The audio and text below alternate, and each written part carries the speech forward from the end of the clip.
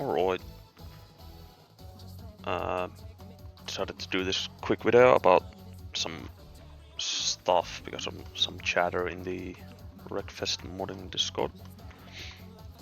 This is for spawning in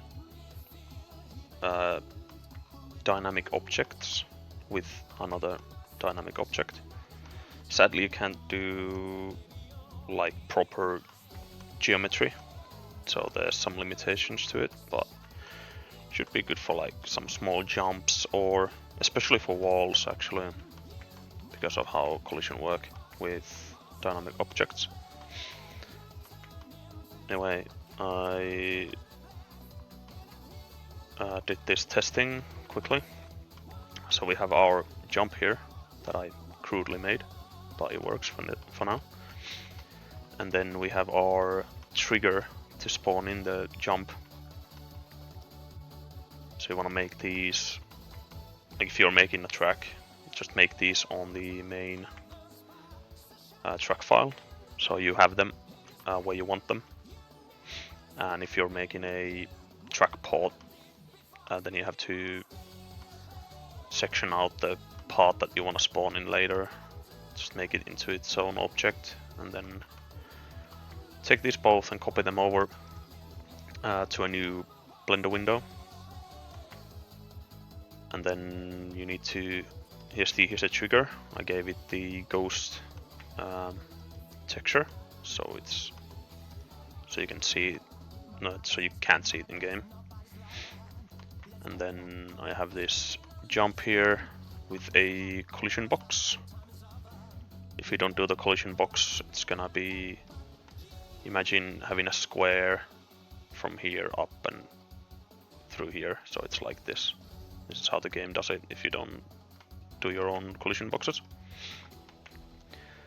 Collision boxes to go up to 8, so you have this hashtag col1. It's like my first collision box, and if you add more, then it's col2, col3. You can have up to 8. If you go above that, then you have to piece out the jump into smaller bits, and then add this. You need to add this $P section here into the name. This means that when the main object decomposes, it'll break into this part, and then you can have, like, let's say if this jump happens to break, you can have, let's say, another jump later on somewhere, whatever, and you do this again. So this means that it's a piece of this, which is like, this is a piece of this, which is a piece of this. So anyway, you can go up to, with this part, you can go up to 99 according to the modding wiki. I think I've gone up to like 5. Yeah, so, but yeah, remember collision, and then the trigger and the jump, and then we want to give them custom dynamic object files. So here's my trigger file, so make it in a way where it doesn't affect the car at all. So make it really light, like nothing really, no friction, max restitution, so it bounces off the car really easily, make it massless, also dynamic object. Then the main thing here is to have this decompose type as replace. I think the default ones is usually like inherit, this one.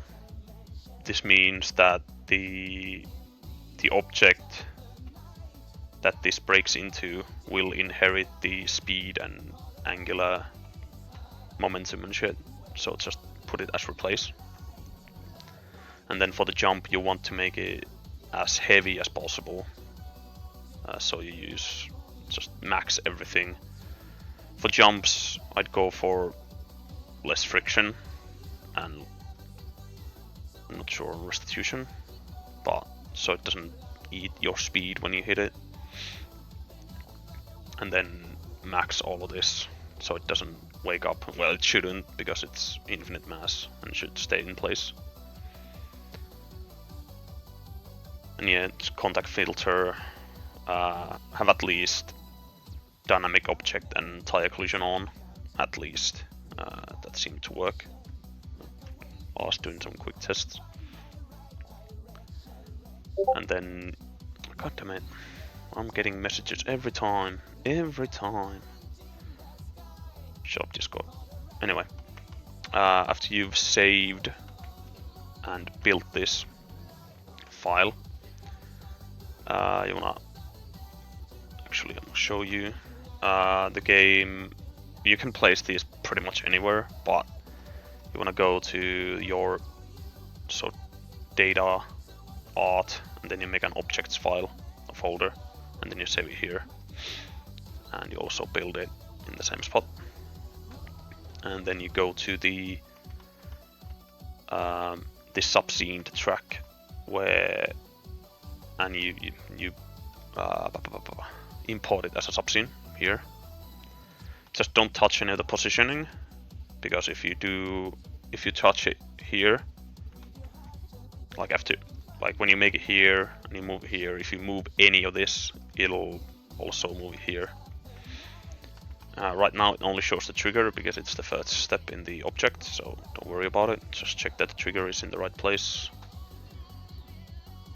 And yeah, so then you just save this and export. And here I'll show you how this works. I'm gonna actually take off the texture so you can see the trigger, because otherwise you won't be able to see it because it's a ghost.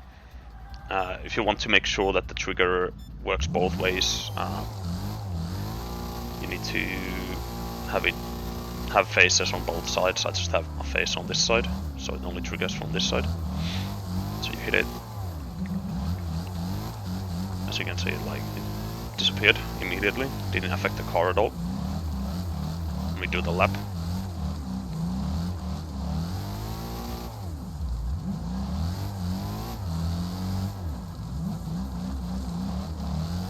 And here's the jump.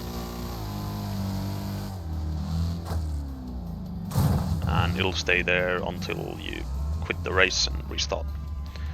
The main problem with spawning in objects is that it doesn't have any collision with the tires, like you see here. And also, if you reset, you can just go through it. Of course, if you're racing hard, you won't ever have this problem really, but if you happen to stop on it or reset around it, then it might be a problem depending on your situation and how you wanna work around it. But there's also like I pointed out in the last episode of my track making tutorial, where you can add a special zone for no resetting, so you could work around this problem.